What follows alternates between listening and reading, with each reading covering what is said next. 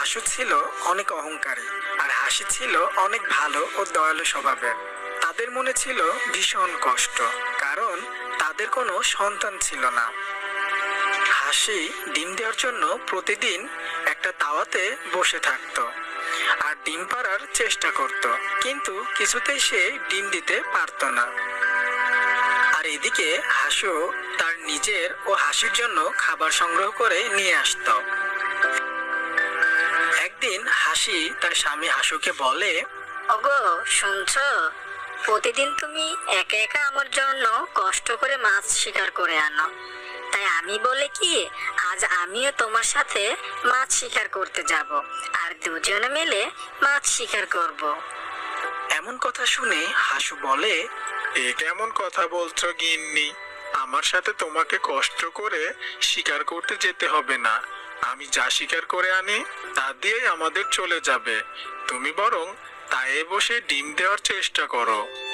অনেক বছর তো পার হয়ে গেল, কিন্তু দেখো আমি তো একটা ডিমও দিতে পারলাম না, তাই আমি আজ আর তায়ে বসবো না, আমি তোমার সাথে মাছ শিকার করতে যাব। হাসি কোনো কথাই শুনতে রাজি না। সে হাসুর সাথে যাবে বলে গো ধরে থাকে। তখন হাসু বলে, ঠিক আছে, চলো আমার সাথে। এই বলেই তারা দুজনে রওনা দেয় খাবার সংগ্রহ করতে। বেশ অনেকটা দূর যেতেই তারা দেখতে পায় একটা গাছের নিচে একটি বৃদ্ধা পাখি পানি পিপাসার জন্য কেমন করছে। আহ, আশেপাশে কি কেউ আছো? আমার যে খুব পানি পিপাসা পেয়েছে, আমাকে কেউ একটু পানি খাওয়াও। আহ এই দেখে হাসি হাসুকে বলে, দেখো দেখো হাসু, ওখানে এক বৃদ্ধ পাখি পানির জন্য কেমন করছে, তার খুব পানি পিপাসা পেয়েছে, চলো আমরা গিয়ে তাকে পানি খাওয়াই। তোমার কি পানি পিপাসা পেয়েছে যে তুমি এত লাফাচ্ছ? ও বুড়ো পানি খাক না মরুক, তাতে তোমার কি? এমন করে কেন বলছো? একজন বিপদে পড়েছে, তাকে আমাদের সাহায্য করা উচিত, আর তাছাড়া তো কাউকে সাহায্য করা অনেক পুণ্যের কাজ। তোমার পুণ্যের দরকার হলে তুমি যাও, আমি কি ওইসব সাহায্য টাহায্য করতে পারবো না। ঠিক আছে, তুমি এখানে থাকো, আমি গিয়ে ওই বৃদ্ধা পাখিটিকে পানি খাওয়াই আসে। এই বলে হাসি একটি পুকুরের কাছে যায়।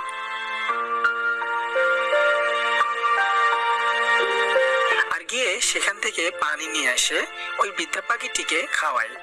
পানি খেয়ে বৃদ্ধা পাখিটি বলে, আহ মা, উপরওয়ালা তোমাকে অনেক দিন বাঁচিয়ে রাখুক, তোমার মনের আশা যেন পূরণ করে।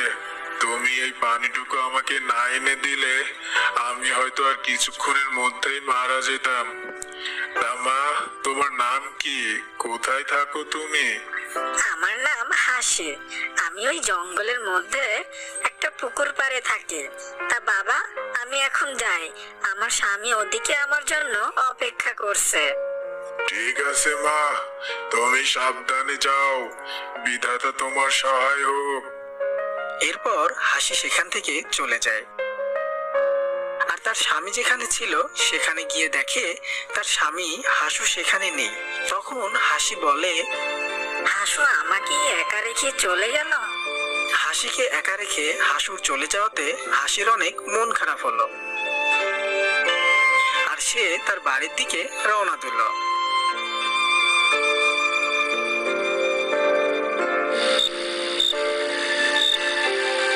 সেদিন রাতে হাসু ও হাসি ঘুমিয়েছিল, আর তখন হাসির স্বপ্নে ওই বৃদ্ধা পাখিটি দেখা দেয়।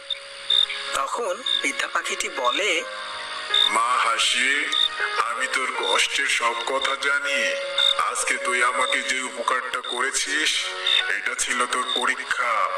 তুই তোর পরীক্ষায় উত্তীর্ণ হয়েছিস, আর এর পুরস্কার হিসেবে তুই শীঘ্রই মা হবি, আর এভাবেই তুই সবাইকে সাহায্য করে যাবি।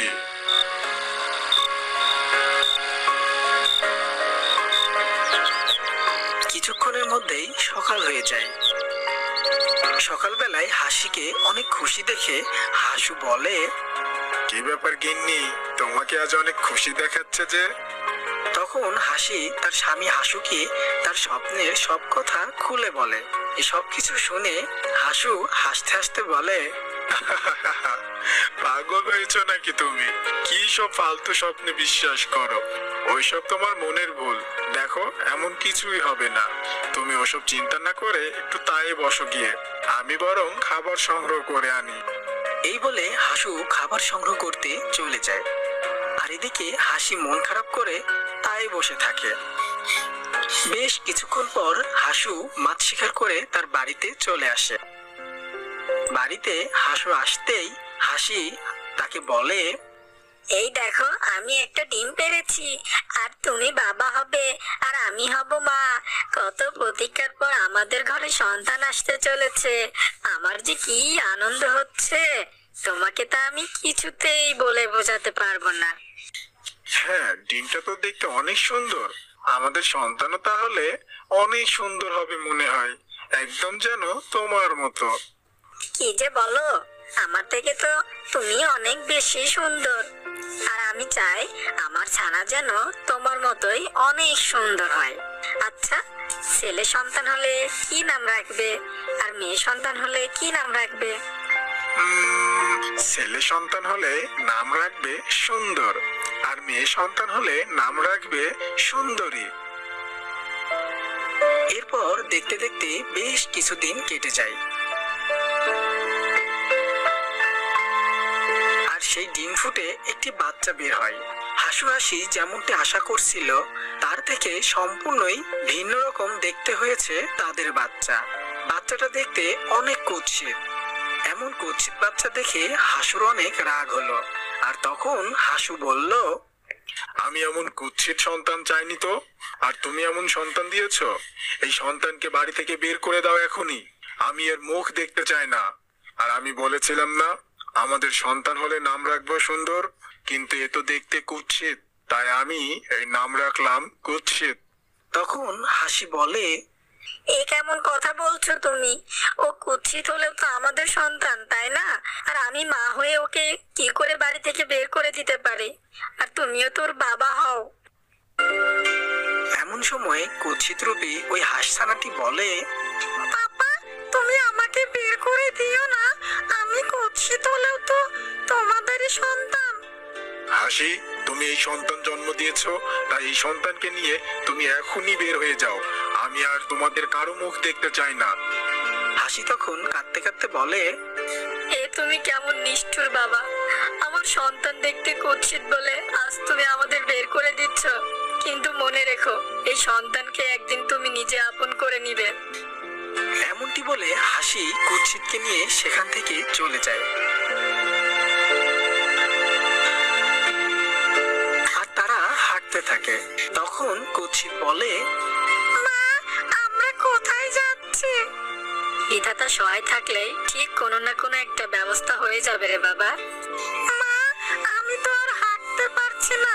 আমার যে বেশ ক্ষুধা পেয়েছে, আমাকে কিছু খেতে দাও। ওই দূরে একটা পুকুর দেখা যাচ্ছে, চল ওই পুকুরে গিয়ে তোকে কিছু মাছ শিকার করে দেই, আর তারপরে আমরা আবার আমাদের থাকার জায়গা খুঁজবো। এই বলে হাসি আর কুৎসিত পুকুরের দিকে রওনা দেয়। এরপর কেটে যায় বেশ কিছু বছর।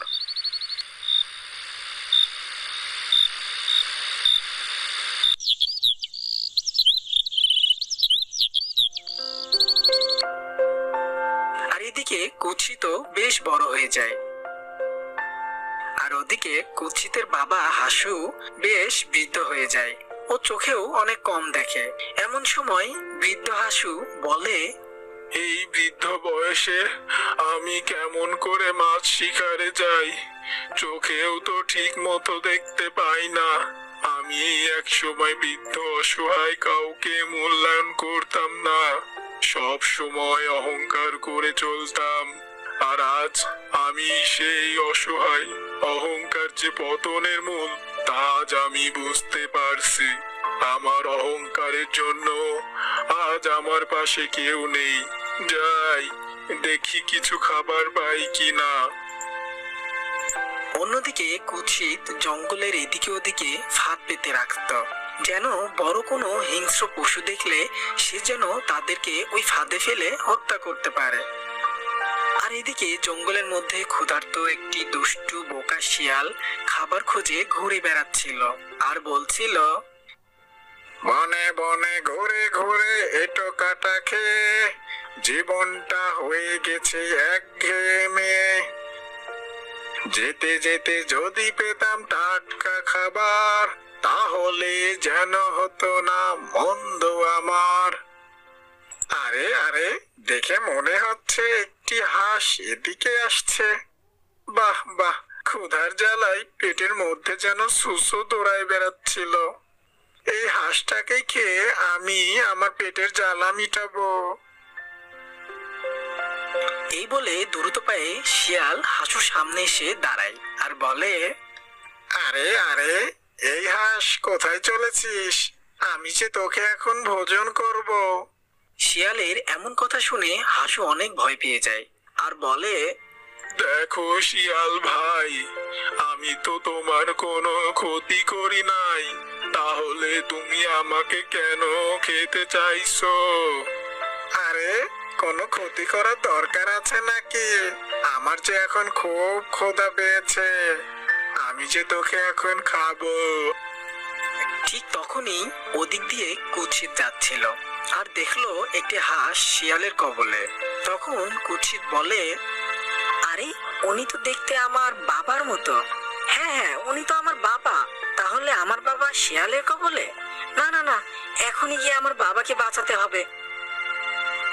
এই বলে কুৎসিত দ্রুত পায়ে শিয়ালের সামনে গিয়ে দাঁড়ায় আর বলে, আরে শিয়াল মামা, তুমি যে এত বোকা, আগে বুঝিনি গো। শিয়াল এমন কথা শুনে বেশ রেগে যায় আর বলে, কে রে তুই, আমাকে বোকা বলছিস? বোকা তো তুই নিজে, যে কিনা যেচে আমার খাবার হতে এসেছিস। হ্যাঁ, তা তুমি বলতে পারো, তবে কি তুমিও বোকা। দেখো তো, এই বুড়ো হাঁসের শরীরে কি কোনো মাংস আছে? আছে তো শুধু হাড্ডি, যা তুমি খেয়ে কোনো মজাই পাবে না। তা বলে কি মামা, তুমি ওনাকে ছেড়ে দিয়ে আমাকে খাও, তাতে তুমি অনেক মজা পাবে, কারণ আমার শরীরে তুমি অনেক মাংস পাবে। হ্যাঁ, এটা তো আমি কখনো ভেবে দেখিনি। ঠিক আছে, তোর কথা মতো আমি এই বৃদ্ধাকে ছেড়ে দিলাম, এখন তো আমি তোকে খাবো। আরে দাঁড়াও দাঁড়াও, আমার একটা শেষ ইচ্ছা আছে, তাই আমি চাই তুমি আমাকে খাওয়ার আগে এই ইচ্ছাটা আমার পূরণ করে দিবে।